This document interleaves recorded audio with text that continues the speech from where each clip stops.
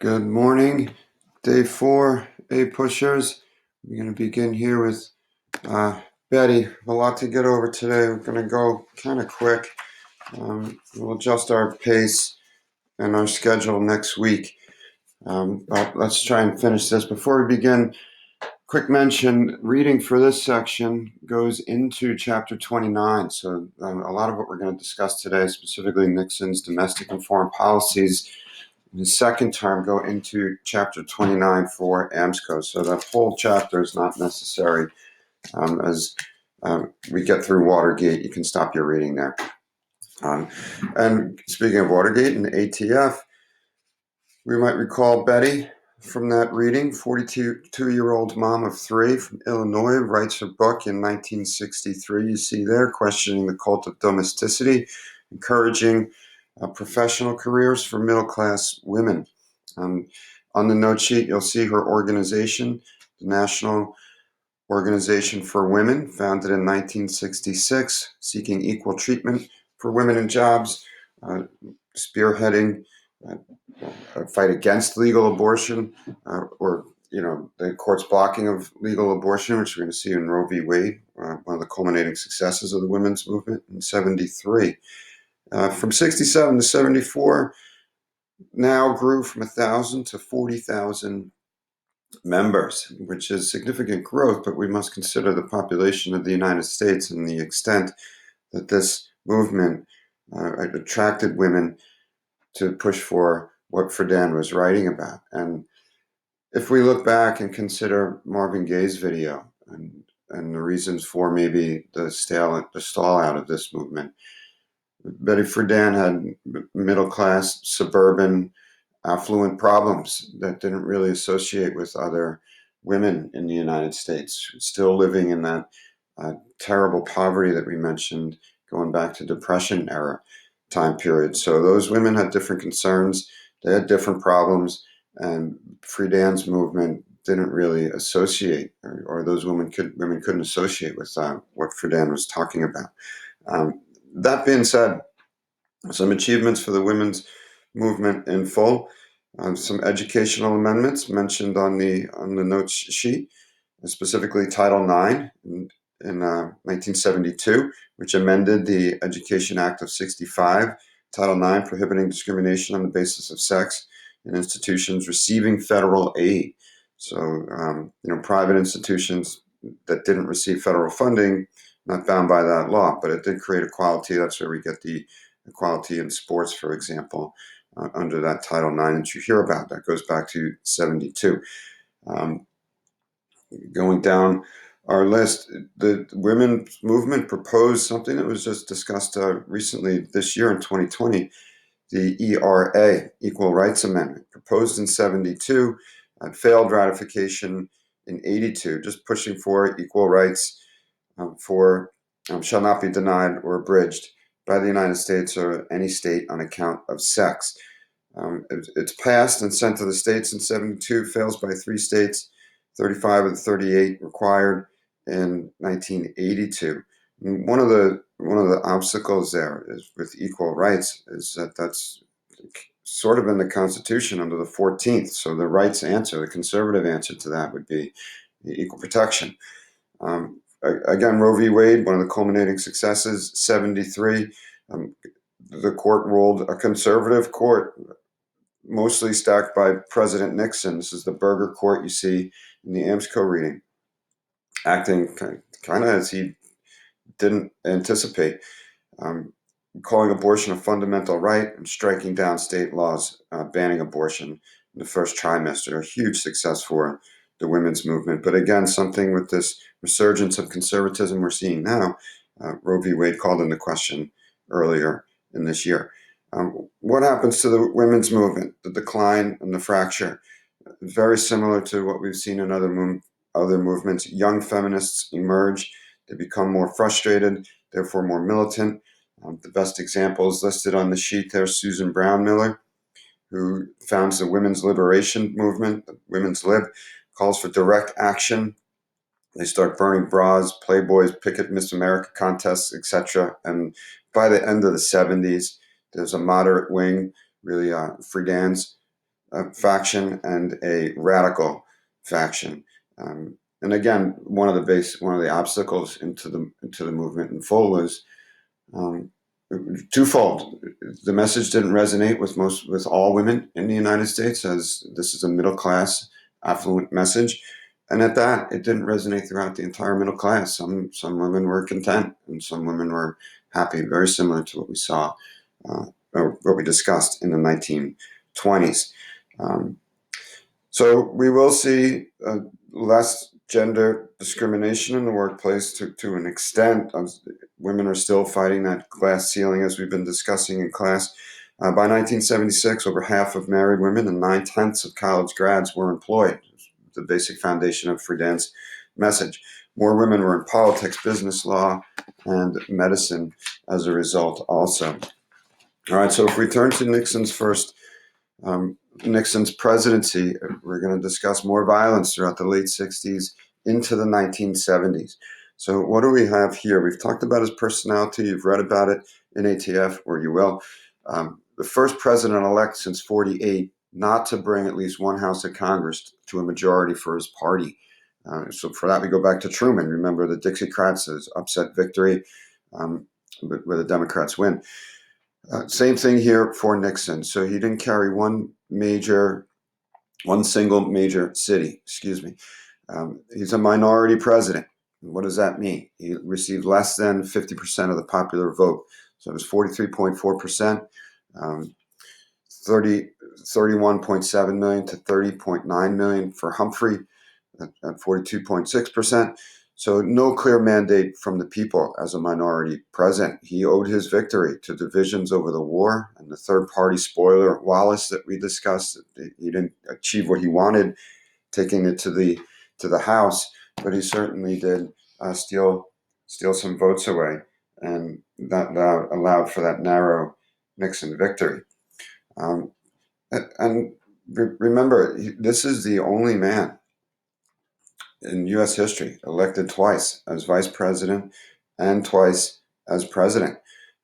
So although his reputation is scarred, excuse me, getting a little ahead there, he does hold some records in the United States. Very ambitious, one of the most experienced politicians in the 20th century.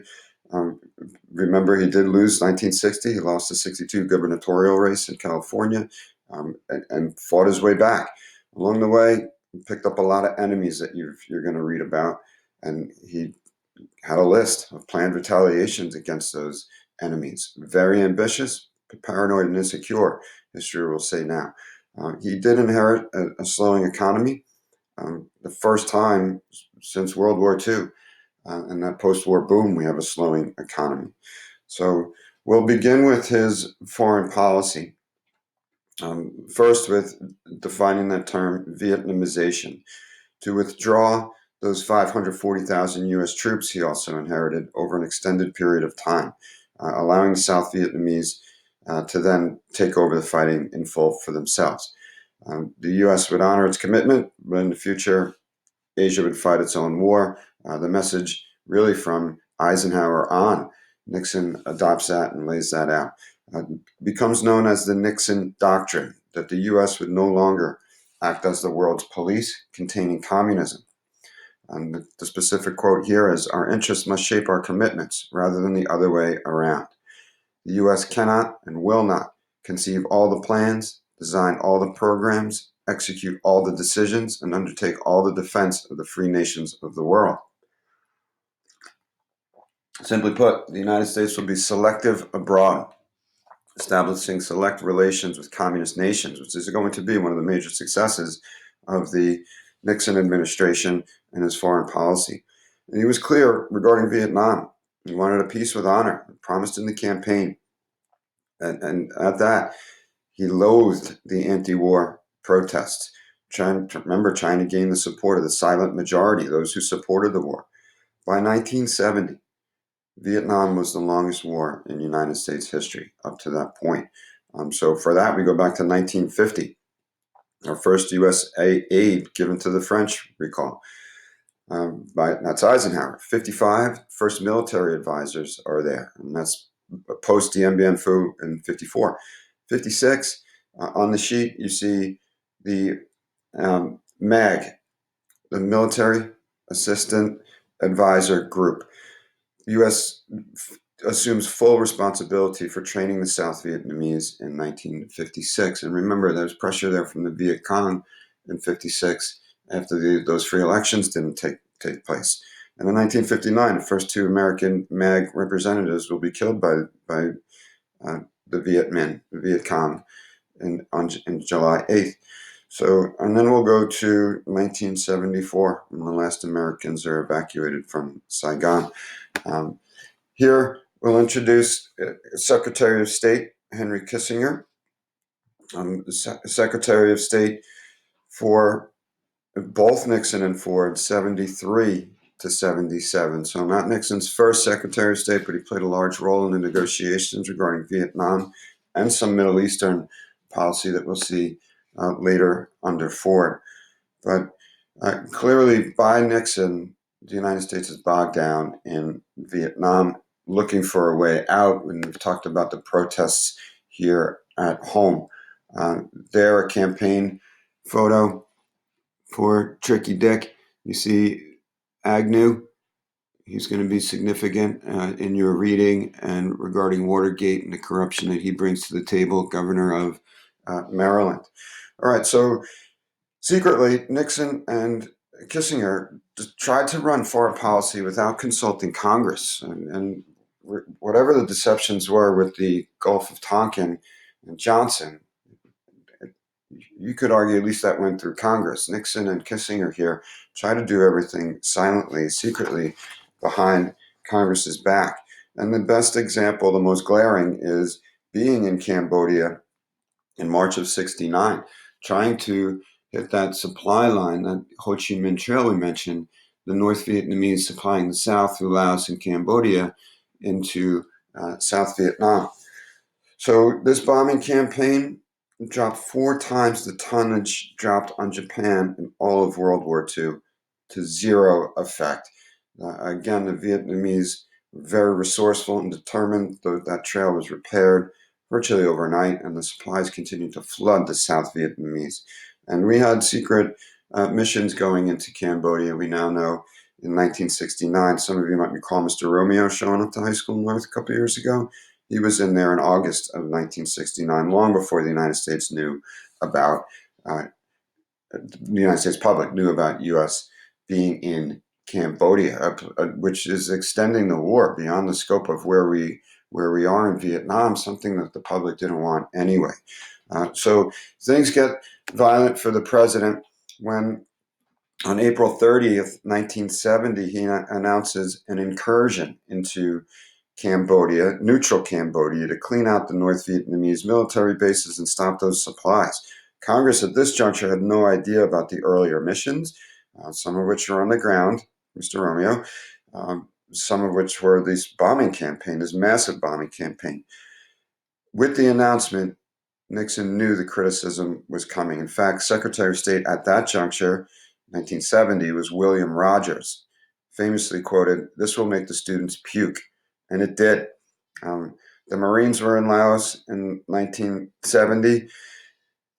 Cambodia in 69, the Army was there. The result, massive protests across college campuses. And we get to this terrible, terrible day at Kent State, where the Ohio National Guard fired into a crowd of students throwing rocks. If we synthesize, connect across time, you think about a Boston Massacre type of situation. 4 were dead, and the violence continued that week. On the 15th, on the 8th, 3 days after, there was violent protests in New York City, infamous Bloody Friday. Anti-war protesters were attacked by construction workers, 200 of them. Those workers marched to City Hall. They raised the flag at half-mast for the Kent State victims, and 70 are arrested. 70 are injured, 4 arrests, a bloody day in New York. On the 15th, often forgotten it seems, Jackson State in Mississippi, The police raided the dorm, riddled the dorm with bullets, killing two. There were protesters there protesting racism. The riot turned violent. The police opened fire on a dorm, killing two. So, but May was a bloody month. Uh, in that, leading up to that uh, month, remember, there was deception by the Nixon administration. And we'll get to this in a second. Sorry. When it all became revealed, that credibility gap, of course, grows, and it's met with violence again on the ground. So by the end of May, Nixon announces that we're getting out of Cambodia as a result of this violence. January 1971, Congress repeals the Gulf of Tonkin resolution. Um, Formally, that had started in June 24th, 1970. Congress begins that, formally over by 71. No more Gulf of Tonkin, which really reined in the power of the president, which was being questioned in 69 and 1971 with this leak by Daniel Ellsberg, a State Department, Defense Department official who worked on creating these Pentagon Papers. You see the formal title on the note sheet, The History of the U.S. Decision-Making Process of Vietnam Policy. In here was an analysis of how the government came to its decisions regarding the conflict in Vietnam. It was ordered by Secretary of Defense McNamara before he was out as Secretary of State for LBJ. It showed the blunders of the JFK and LBJ. Like Gulf of Tonkin cover-up was in there. It confirmed what Congress had suspected, that we did not get the full story on the Gulf of Tonkin, that the war plans were being developed as LBJ was promising to get out, that there was no plan in place to end U.S. action as long as the North Vietnamese persisted with their communist takeover. So these become leaked to the public during the Nixon administration, but they criticized his predecessors. In 69, Ellsberg gave 7,000 pages to the Senate Foreign Relations Committee. In 71, those same papers are leaked to the New York Times and the Washington Post. Ellsberg will go to trial on 12 felony counts. He faced 115 years in prison. He was dismissed in 1973 on the grounds of government misconduct against him. Regardless, Nixon blocked publication, claiming it would endanger national security and prolong the war. The Supreme Court overruled that decision. The papers went public. Another issue Nixon was concerned with was that leaking these papers would encourage more probing of government policy. This is not critical of him, but it might lead to more probing of policy that would be critical of him. As we know, and we're going to see from our reading, there was a few things going on.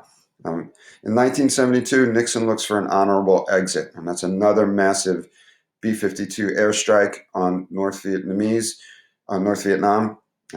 North Vietnam will agree to an armistice at that juncture. In 1973, the Paris Peace Accords take place with a ceasefire and a return of troops beyond that DMZ. Remember, the 17th for Vietnam.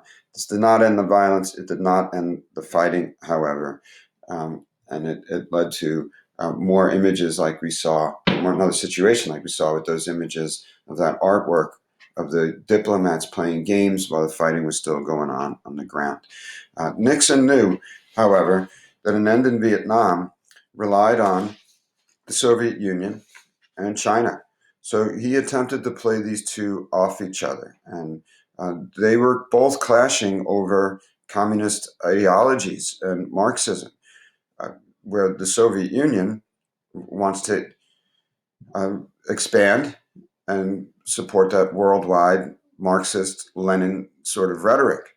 China, not so concerned with that, which made the Soviets sort of a threat. That expansion was a threat to the Soviet Union. So what does Nixon try to do here? In July of 71, surprised the world by visiting Mao in China and opened relations with China, which paved the way for future good relations. In California, in Napa Valley, in February of 72, Nixon and Mao were on TV toasting each other. Both were tired of the conflict. They had a common enemy in Soviet expansion. Of course, it was, like we said, was more of a threat to China than the United States. Both were dealing with domestic turmoil in 1972. The United States with the protests, the war, the women's movement beginning and turning violent here, social upheaval. And China was in the middle of a little cultural revolution, pushing back against that communist oppression. So by 73, next year, there'll be unofficial embassies, and by 79, formal diplomatic relations between the communist Chinese government and the United States. One of the crowning achievements of the Nixon administration to reach this state of détente, relaxed tensions. So that's July of 71. That begins, culminates in 79. May of 72, in the Moscow summit, Nixon went to the Soviet Union. He agreed to sell wheat to the Soviet Union, again speaking to the capitalist strength over the communist economic prowess. And there is where we see at the Moscow summit, obviously not this picture, that goes back to the kitchen debate with Khrushchev and Nixon we discussed in 59. ABM, the Anti-Ballistic Missile Treaty in 72, agreed to two defensive systems per side, believing that a defensive system would just increase the arms race and provoke nuclear war. So with ABM, again, Anti-Ballistic Missile Treaty in 72, both sides agreed only two defensive measures in place, which then, of course, the belief was that we wouldn't want to encourage the other to get more weapons by building, and the arms race would not stop but slow down. SALT will see two rounds. For Nixon initiating this first in 1972, we'll talk more under Carter in 79. The strategic arms limitations talks. So no formal result. This did not end the arms race, but we have détente, relaxed tensions, as both sides are sitting around the table talking about limiting their strategic nuclear arms. So history gives Nixon a tremendous amount of credit for détente, succeeding in decreasing Cold War tensions that had escalated under his predecessors, the crowning achievement of the Nixon presidency. We'll shift quickly then to his domestic policy. With a Democratic majority in Congress, Nixon had to compromise. He laid the foundation for a shift in public opinion towards conservatism. He did try to appoint some conservative Supreme Court justices, but here is really the beginning of the conservative movement in the United States that will just flourish in the 80s under Reagan and H.W. Bush. So we'll begin with this strategy, philosophy, ideology, new federalism, giving states back some autonomy lost during the New Deal. States' rights, which I think we can figure, would appeal to that region that is shifting Democratic, shifting from Democratic to Republican, the Deep South. So this is a shift in government assistance to the state level. Those welfare programs now assumed by the state, and states can decide where they want to go with that, attractive in the Deep South. Revenue sharing between state and federal governments, grants by the federal governments for states, again, trying to gain support in a region where Nixon lost, didn't have much of a majority in his first election. So Congress didn't like this, and in the end, Nixon will end up adding to welfare programs. He did help affirmative action, which resulted in the hiring of more African-American businessmen and other jobs. He does establish the EPA, making government bigger, the Environmental Protection Agency, that's 70, December 2nd of 1970 by executive order under the president, later ratified by Congress. But we mentioned this book before as the incentive, really the educational book about pesticides and the declining environment. And if we think about that, that's something we're still struggling with today. Carson brings that to light very early on in 1962. Nixon's domestic policy to gain that South and really solidify that political shift we've been talking about. It's his plan to win the South in 72, where he only won 43% of the popular vote in 68. So Nixon was no friend of civil rights. He was no friend of the counterculture, the hippies, and the college protests. He promised a return to law and order to a nation in turmoil. So in order to be attractive here, Nixon really made a few key moves. He nominated 2 conservative Supreme Court justices and tried to delay integration. Congress rejected both, but it played well with the Southern voters. He promised to promote more conservative values and beliefs of the new majority, Deep South Southern voters, former staunch conservative Democrats now being attracted to the Republican Party. And that shift is really there in earnest with this. Before this Southern strategy, as we know, Nixon's latching onto that, trying to gain support here. So I think we'll pull up there for now. We'll pick up with the election of 72 with our next exciting video, which would be day 5. So with that, a push out.